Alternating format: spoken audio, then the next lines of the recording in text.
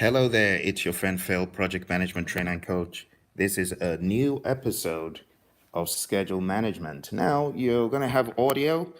There is no video for this particular episode. But if you got questions, I'll be more than happy to answer the questions. So, I am going to put everyone into suspended animation mode where you can't really see much, but you can hear me. So I hope you're doing well. I'm getting ready for my training with the US Army folks and folks from other companies around the globe.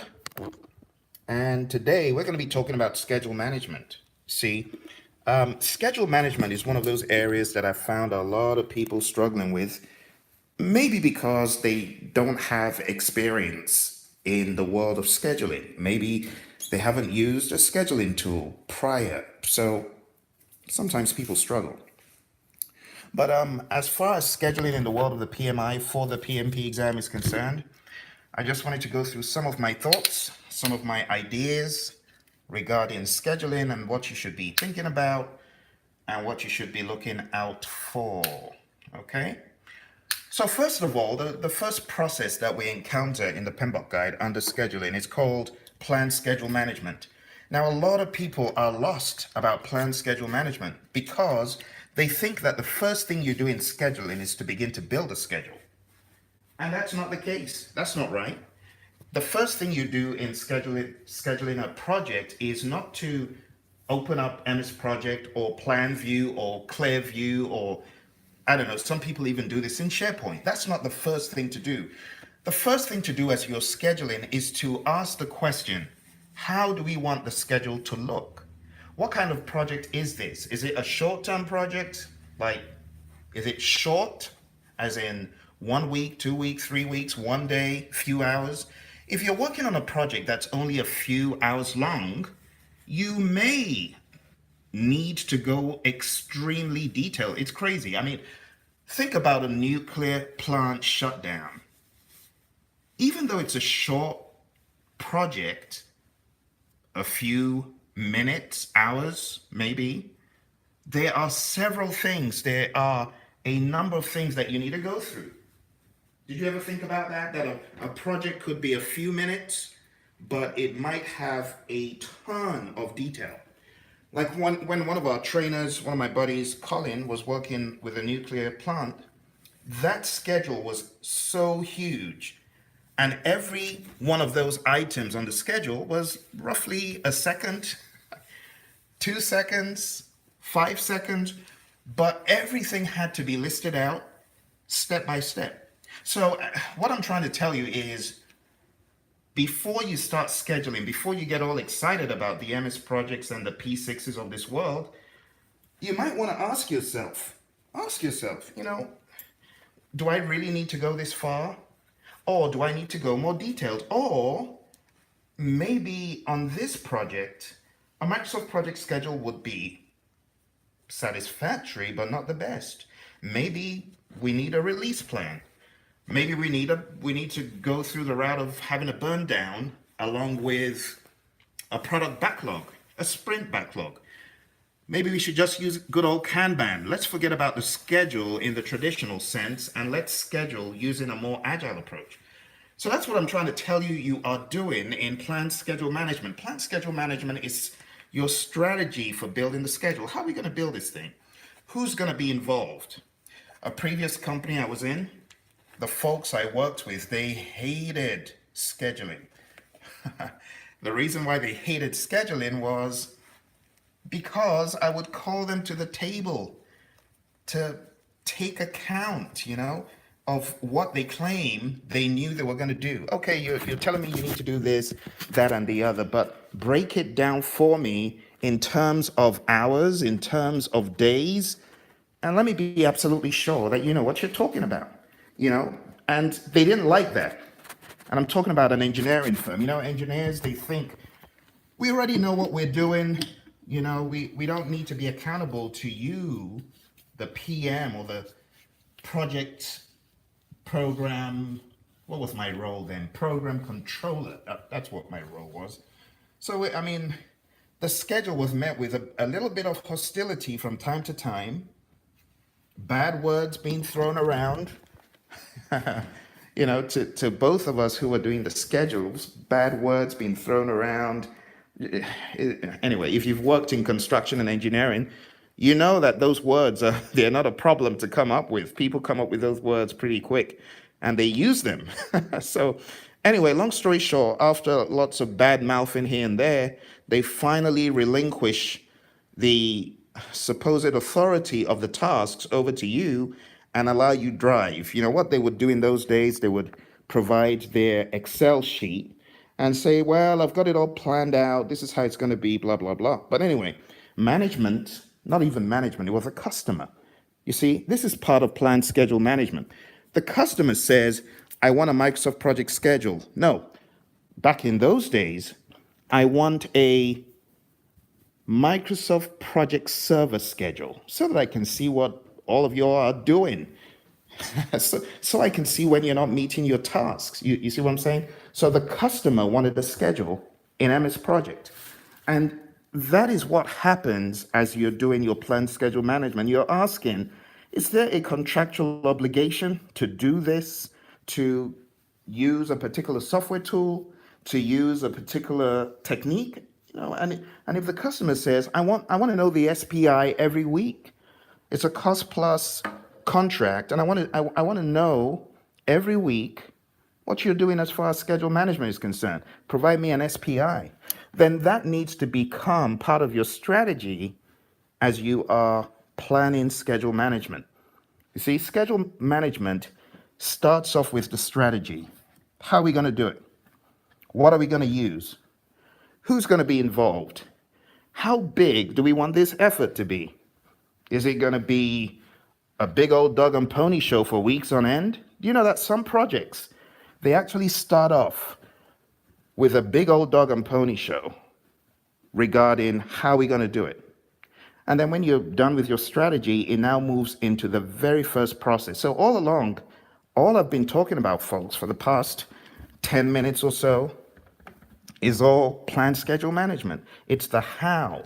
It's the why behind the why. Why do we want to schedule? What's it meant to do? Why do we want a schedule to be done in this fashion? Stuff like that. You see? So that needs to be the first thing. And after you're done with the how, the what, the when, you then move into the actual define activities process. Too many people trying to get to define activities like yesterday. And it's not a very good habit because you end up leaving a lot out. You don't want to leave the strategy out. You want to strategize. Okay? Then you go into define activities. Some people jump straight into a software tool. It's not what I advise. I usually recommend don't just jump into a software tool. Why don't you have a strategy first? Maybe have your activities listed in Excel, like these engineers I talked about. They would provide their Excel sheet. They were ready. That's one thing I must give to them, though. They knew what they were doing, and they put it in Excel. What they didn't know was how to make it all gel in MS Project. So they were a little bit MS Project averse. And I know a lot of PMs that are MS Project averse. Unfortunately, that's all right. It is what it is. But they're MS Project averse. They don't like MS Project. Some people prefer P6, and I can understand why people prefer P6. It's robust. It's tailored to the profession. Well, if you're in construction engineering, you know what I mean. But anyway, the summary of it all is by the time you get to define activities, hopefully you've got a list from the people doing the work, the actual technical folks. Hopefully you've got a sensible list. It's called an activity list. Hopefully you've got that. Your activity list lists out the tasks that fall under the work packages. One of the things that I can't stand about project managers who think they know about the WBS, they use incorrect lingo. It drives me up the wall. You took the PMP exam, why are you still referring to WBS components as activities? It is unpardonable. And I've found people making this mistake in all sorts of professions. Your work packages are not activities, guys. Don't let anyone bamboozle you. There's a lot of junk out there on the web and on social media. The WBS is a list of activities. No, it's not.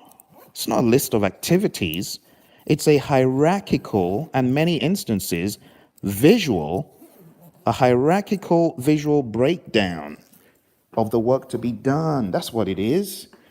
It's not activities listed out. People think, oh, WBS clusters activities. No, it doesn't.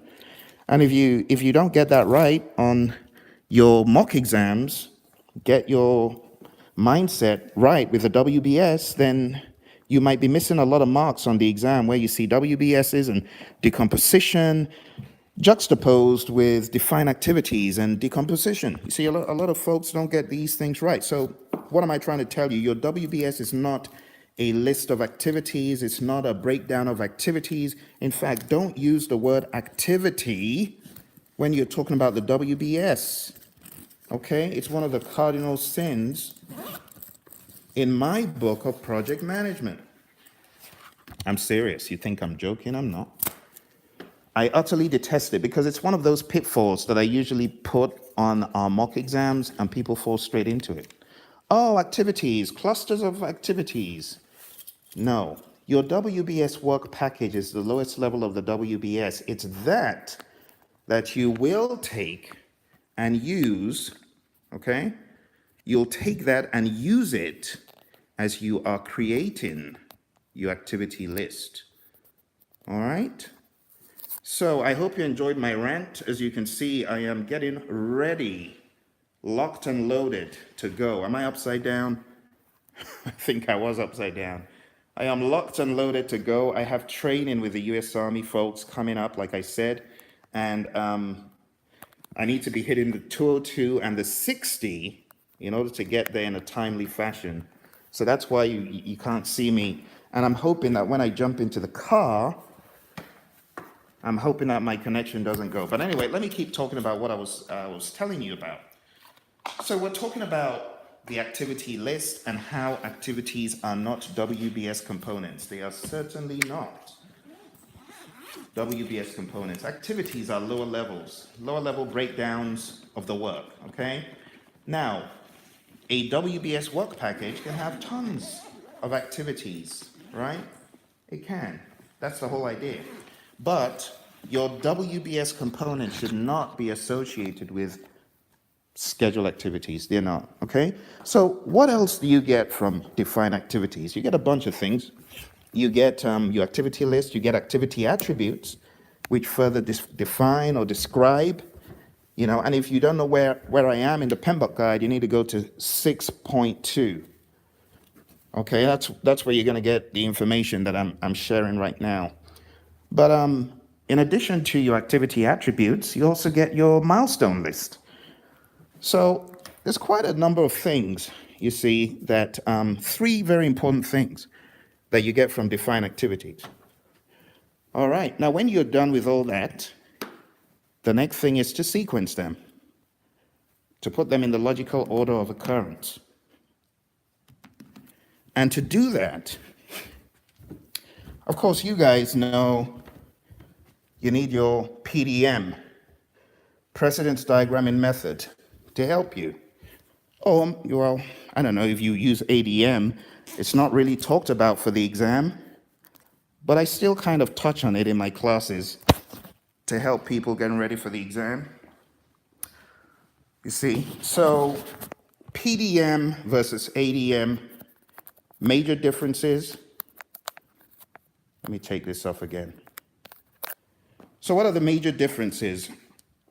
Major differences that exist are the four relationship types in PDM versus the one relationship type.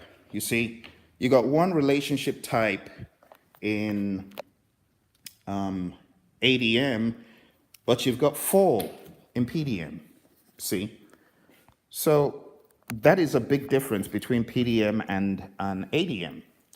Also, when you talk about dummies, you don't find dummies in your PDM, but of course you find them in your ADM. One of the things that makes ADM stick out. So in Sequence activities, while it's very straightforward, I mean, we've got the finish to start, start to start, start to finish, and finish to finish.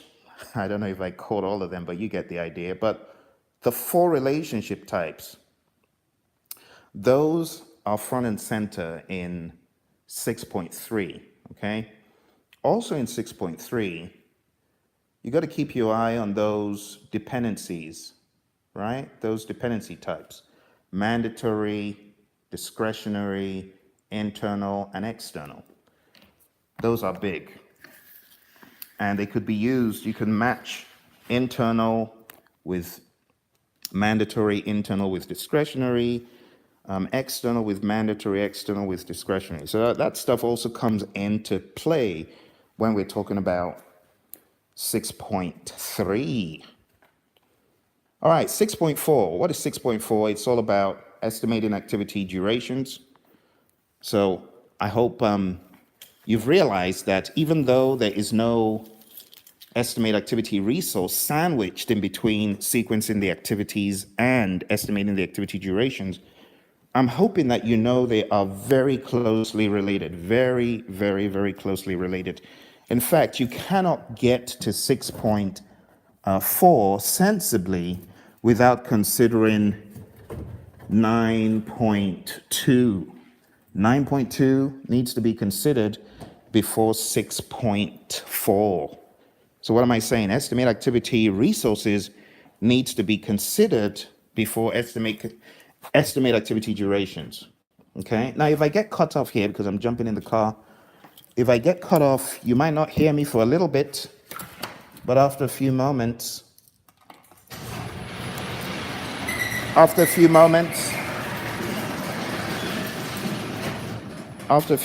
my hotspot will kick in. So just bear with me as I make myself comfortable in the vehicle, also known as the automobile, traditionally known as the car. And then once I'm all sorted out, I'll start again. But did you guys watch the news? Did you see on the news some crazy nutcase sent some explosive devices to Obama and Clinton? It's crazy. Some people are just so demented, it's sick. And that's someone who, of course, knows a thing or two about explosives. Anyway, it's unfortunate what the world has become. Talking about scheduling, it's probably time for a change. Time for a change in mindset. All right, so here we go. Like I said, if it gets cut off, it's going to go blank for a bit, and then you'll hear me again. All right, so I am not stopping the stream. I am just heading out to deliver my training. All right. So bear with me as I make myself comfortable. Yeah, if you didn't hear on the news, crazy things happening today. But anyway, so I've talked. All right, folks, I think my hotspot has kicked in. I'm just not sure how effective it's going to be on this journey. But anyway, I'll see where it takes us. So if you guys could do me a favor and just chat in, that would be cool. And let me know that you can hear me without any hindrance.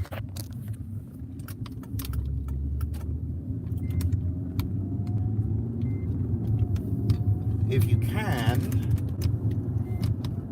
chat in. I will see it when I get to the next light.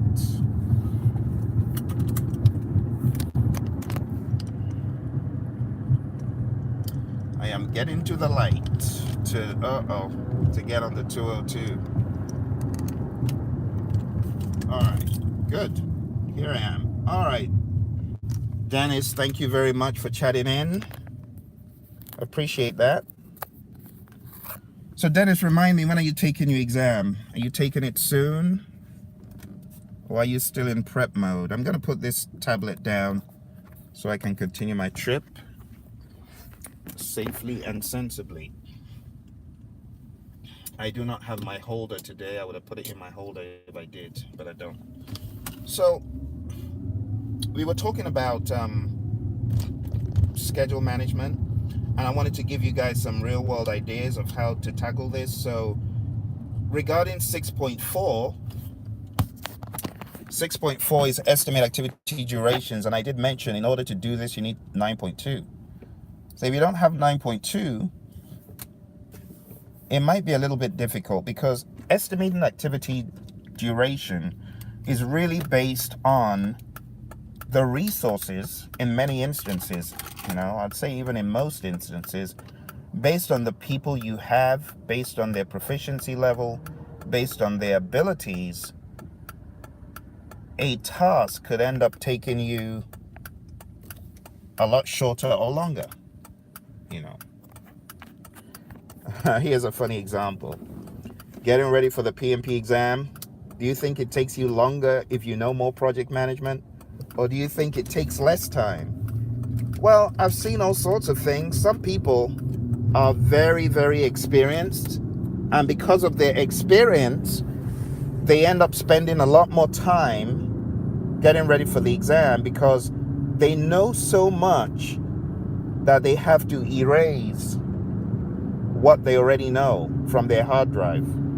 And that takes some considerable effort to get rid of all the ideas and concepts that you've learned the wrong way, or you've learned in other ways, so you can learn PMI's approach and let it stick. So I've come across people who are very experienced PMs, and they are incredibly detailed, and because of how detailed they are, they end up spending more time getting ready for the exam. And there's nothing wrong in that. I'm only using it as an example that you do need to consider. You do need to consider the activity resources available before you know how long something will take for sure. But anyway, when you consider 9.2, you know your resource requirements, estimate activity duration becomes easier. When you're done with estimating the duration, you could go back again to 9.2 to make some tweaks. Maybe there's a contractual obligation for the project to be completed at a particular time. Well, you're going to have to go back to estimate activity resources and think, how many people do we need to make it happen this quick? And that's why I tell people these two go hand in hand. Estimate activity durations and estimate activity resources. But do you know which other one we can throw into the mix here? You can also throw into the mix, which one? Can you guess? Which other one can we throw into the mix from chapter 7? Does anyone want to tell me? Or should I say, anyone want to chat in? Because I guess I can't hear you. Except I'm Professor X from the X-Men, and I can hear what you're thinking right now. Okay. Well, I'll tell you, it's 7.2. Estimate cost. Think about it. If you need a ton of people to get it done quicker, or really experienced people to get it done quicker, you might need to spend more money. So as you're estimating your cost for each activity, you might find that cost going up. You get what I'm saying? You might find that cost going up. So, yeah. Those are the three that come into play. Those three come into play as you are trying to find the duration, trying to gather the activity resource requirements, now known as resource requirements, and the cost. So, estimate cost comes in handy here, because if you don't have the money to get the resources, you're not going to get the resources, are you? So you're going to have to just use what you've got. So those are the things you need to consider as you're taking a look at schedule management. See, when you get done with 6.4, estimate activity durations, you then go into develop schedule. So getting into develop schedule, whether you're doing this in the real world or you're doing this theoretically, as along the way. Okay, I don't know how long ago I got lost, but I did get lost somewhere along the way because I wasn't looking. Dennis, I see that, but I'm sorry, I was so focused on my driving that I didn't realize I had gotten disconnected. So I'm sorry. Let me continue from where I stopped, wherever that was. So what I was saying, guys, is by the time you get to 6.5, develop schedule, you should have thought about the resources. You should have thought about estimate costs. You should have thought about the duration as well. So getting to 6.5 is the summation of all of your efforts. You should have also considered risk management activities. I know some people will be like, what? Risk? We're only in schedule. Risk is all the way down. No, no, no.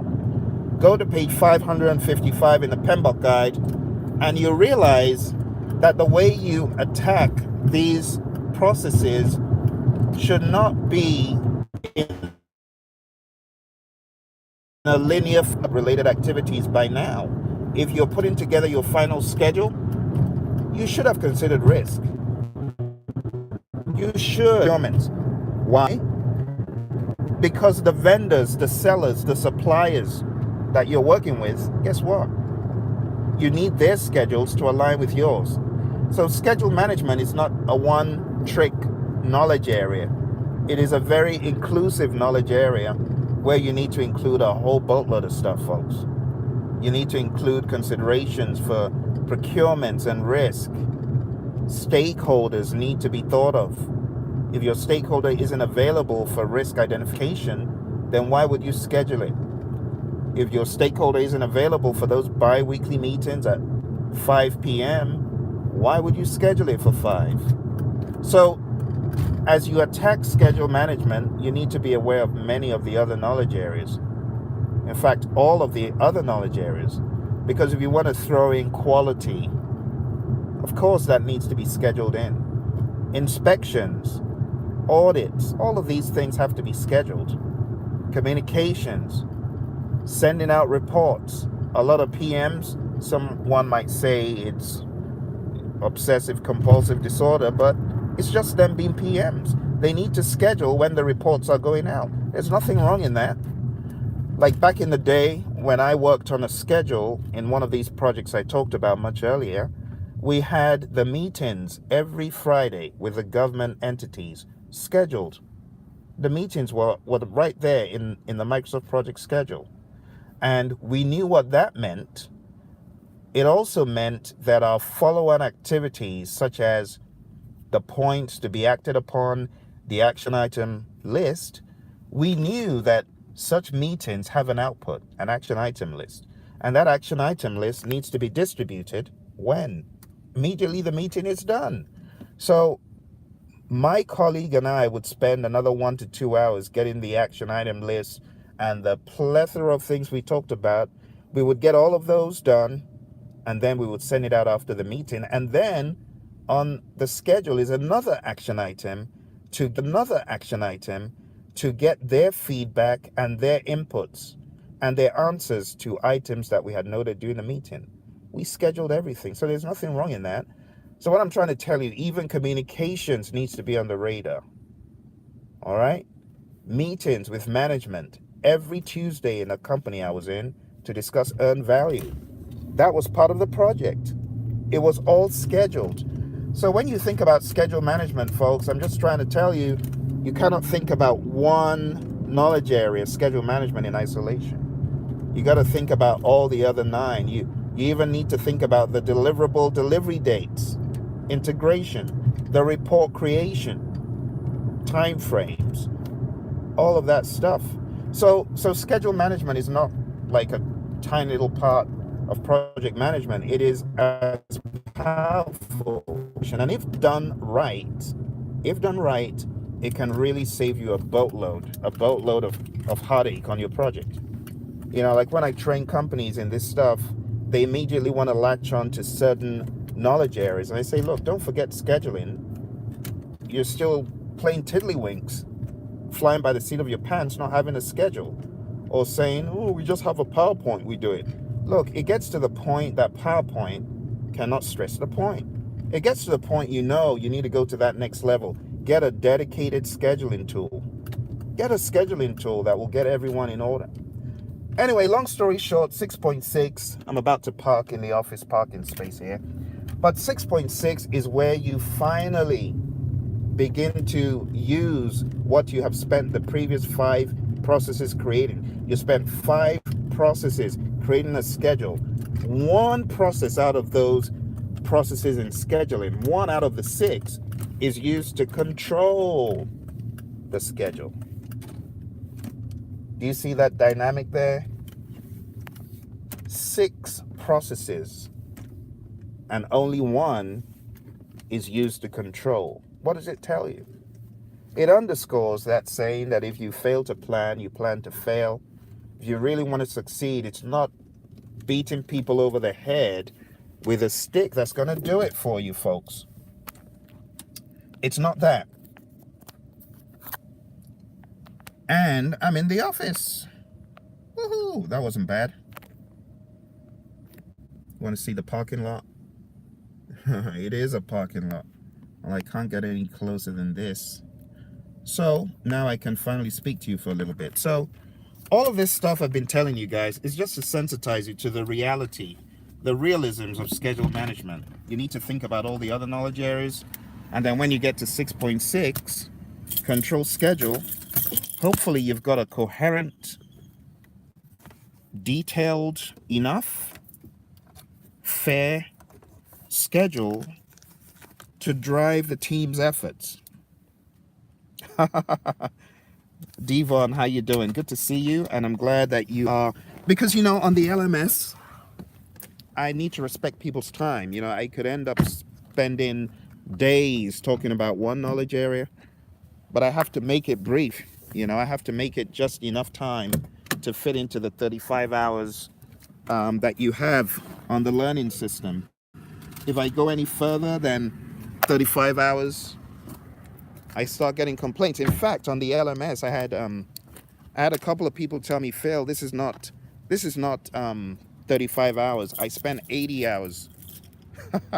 I spent 80 hours going over the LMS. I'm like, I'm sorry, it ain't my fault.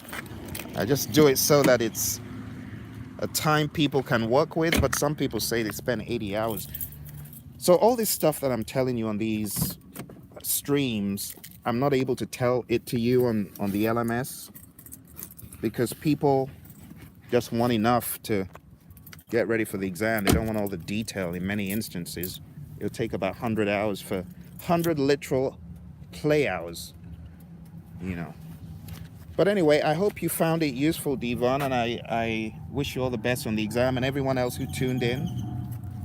I'm just about to walk into my training. Let's see what time it is. Okay, not bad. I've still got about 30 minutes, but I need to set up. Those of you who are looking to join a virtual class that keeps it real and keeps out all the fluff and the death by PowerPoint, you might want to look at pmsucceed.com, because this course that I'm training with the folks in the Army and other companies, if you wanted to be part of it, part of the next one, which is happening in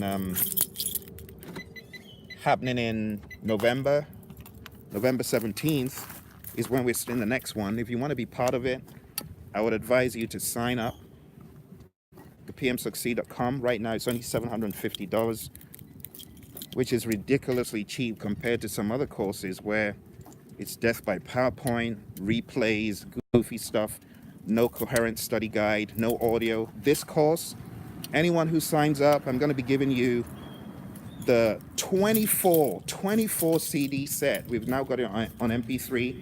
I'm going to be giving you the 20-hour audio that you can play in your car on the go. I'm going to be giving that to you. I'm also going to be giving you that book, a 535-page book. So I advise you folks, you mean business, you better sign up. You're trying to reconnect to the Wi-Fi that's here. getting some ice.